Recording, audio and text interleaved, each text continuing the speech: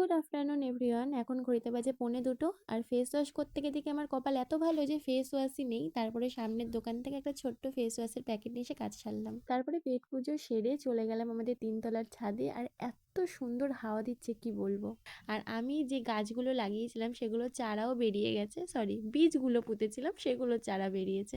6টা মতো গাছ আমি লাগিয়েছিলাম, তার মধ্যে 3টেতে চারা বেরিয়েছে আর 3টেতে বেরোয়নি এখনো। ওই গাছগুলো আমার মতো অলস আর কি। আর এই যে জবা ফুলটা হয়েছে এটা আমার মা লাগিয়েছিল গাছটা।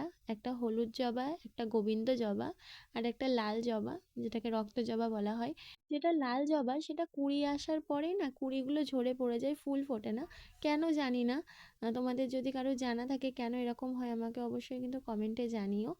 আর এই দেখো আরও ফুল গাছ আছে, গাঁদা ফুল গাছ আছে, টগর ফুল গাছ আছে, তারপরে বেলি ফুল গাছ আছে।